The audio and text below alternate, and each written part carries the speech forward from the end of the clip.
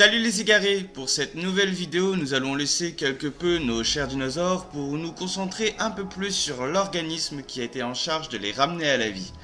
D'ailleurs, merci à tous les votants du Stropole qui ont choisi ce sujet. Je ne vais pas faire durer le suspense plus longtemps, allons droit au but et entrons dans le vif du sujet.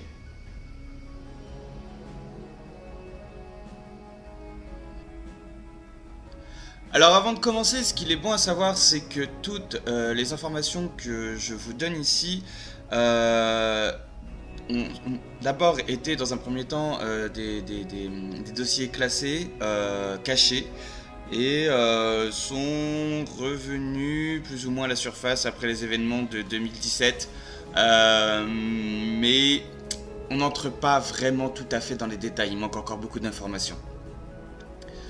Donc en 1987, un jeune étudiant généticien du nom de Roger Patterson intègre le Centre international de génie génétique et de biotechnologie.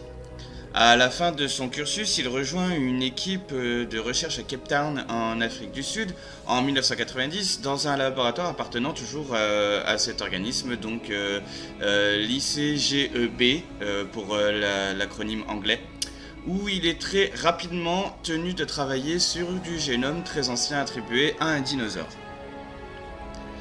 Sur les os fossilisés ont été retrouvés des virus fossiles plus gros que la moyenne appartenant à une famille totalement inconnue qui renfermait dans leur capside de l'ADN non répertorié et en assez mauvais état.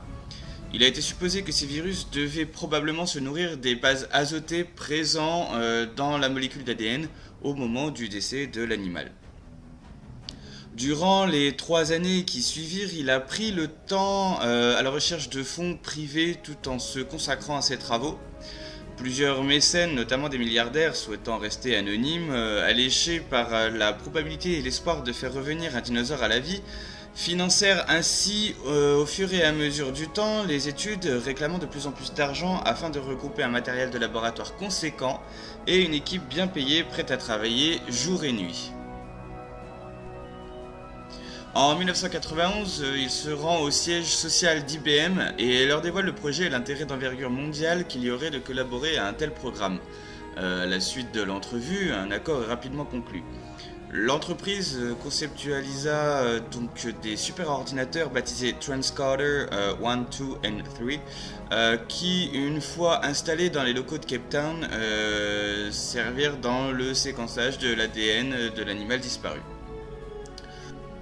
Les supercalculateurs ont permis d'extraire rapidement les molécules partielles d'ADN des virus et le décodage-séquençage put commencer. Ces superordinateurs TK1, 2 et 3, reliés au séquenceur dernière génération Fred, utilisé en concomitance avec le programme informatique FRAP, permirent de désassembler les brins et de repérer l'assemblage des acides azotés ainsi que les trous présents dans les séquences. Les virus servirent pour des études faites par des virologues présents sur place. Une nouvelle famille leur fut attribuée, mais les travaux ne furent jamais publiés. La nuit du 3 septembre, la presse internationale est invitée dans les locaux du laboratoire de Cape Town afin de découvrir l'animal prêt à sortir de sa matrice. Cette boîte translucide a été calquée dans son contenu sur la composition des œufs d'oiseaux sous les conseils de paléontologues que Patterson avait contactés, notamment Robert Baker, qui soutenait depuis 1975 que les dinosaures étaient les ancêtres directs des oiseaux actuels, ou encore John Ostrom, le découvreur de Deinonychus, ainsi que George Gale Sibley, biologiste moléculaire et ornithologue, et John Edward Alquist, biologiste, évolutionniste et ornithologue, qui avait conclu à une radiation des oiseaux antérieure au Crétacé. C'est d'ailleurs Baker qui a conduit Patterson à utiliser du génome avien pour combler les manques dans les brins d'ADN. Les photographies prises directement dans la salle d'incubation étant interdites, les seuls clichés relayés à la télévision et dans les journaux papier provenaient des photographes restés à l'extérieur. Les clichés restaient assez flous et laissaient mal entrevoir la petite créature dans les bras de Roger Patterson. 4 ou 5 heures plus tard, l'animal était déjà mort. Patterson a reconnu par la suite dans une mini-conférence de presse donnée 2 jours plus tard dans un colloque spécial au Museum of Natural History de New York qu'il y avait eu une chance très mince que les travaux en arrivent à concevoir un animal qui puisse grandir dans une matrice et que les chances étaient quasi nulles qu'il puisse évoluer en dehors de celle-ci. L'animal fut placé sous formol dans un petit conteneur scellé et placé lui-même dans un coffre-fort. L'engouement pour cet événement fut planétaire à ce moment-là. Ce fut pourtant la dernière fois que l'on entendit parler de Roger Patterson vivant. Le soir de cette conférence, la NSF, National Science Foundation, contacta Patterson afin de l'entretenir sur ses recherches.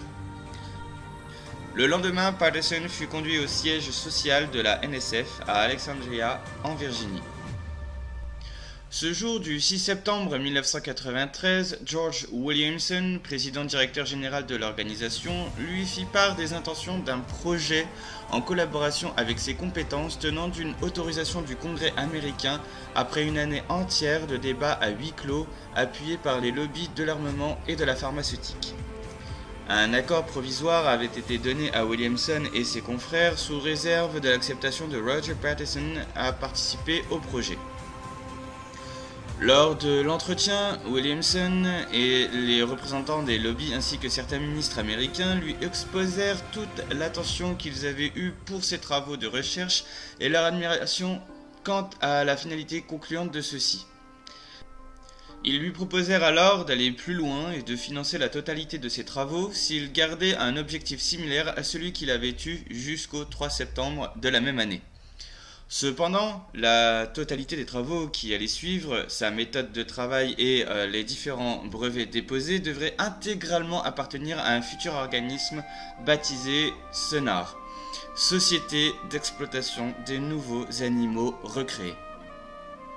La totalité des travaux allait être réalisée sur une île appartenant aux États-Unis et se situant dans le Pacifique, au sud de l'archipel d'Hawaï. Le tout était de faire tout ceci sous couvert du secret d'État. Le 5 octobre 1993, Patterson accepta finalement et le contrat fut signé. Le 10 octobre, Isla Noche fut réquisitionnée et depuis, tout survol des environs de l'île fut totalement interdit. Les travaux des installations sur l'île débutèrent dès le 15 octobre. Le 30 novembre, un agent de la NSF rejoignit Arnold Goulding à Canberra, un jeune spécialiste herpétologue, et lui proposa de se joindre au projet. Cela faisait plusieurs fois que la NSF tentait de joindre le jeune scientifique, mais celui-ci s'avérait rarement disponible et il avait bien fallu la présence d'un membre de l'organisation américaine pour lui exposer les tenants du programme de visu. Arnold accepta l'affaire, il arrivera sur l'île le 27 août de la même année.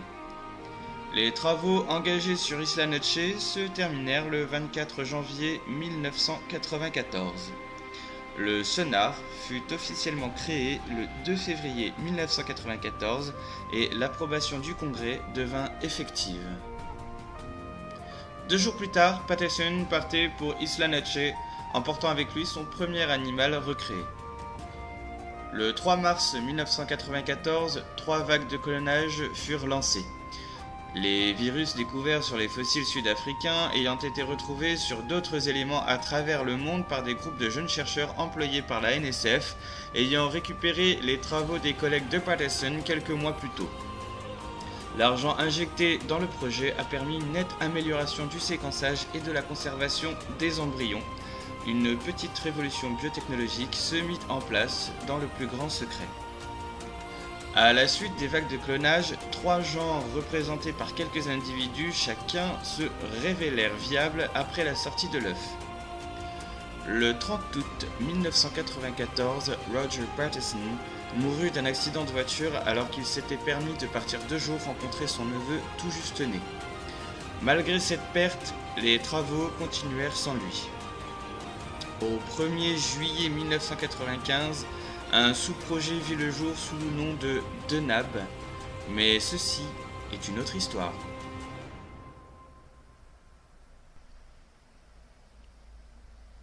Ce qu'il faut savoir, c'est que malgré la révolution titrée par les organes de presse dans le monde entier, les travaux de Patterson tombèrent assez rapidement dans l'oubli et devinrent au cours des années 90 comme une sorte de légende urbaine.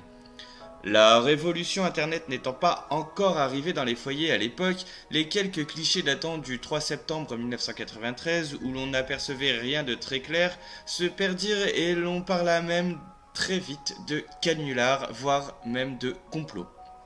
La mort soudaine de Patterson ne fit que renforcer ces opinions.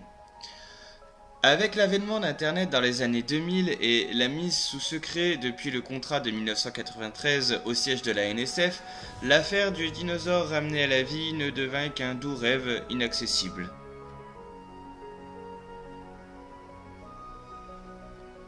Voilà les égarés, c'est tout pour cette vidéo, j'espère qu'elle vous aura plu, n'hésitez pas à commenter et à lâcher vos petits pouces bleus. Et abonnez-vous. En attendant, prenez bien soin de vous et à la prochaine. Bye à vous.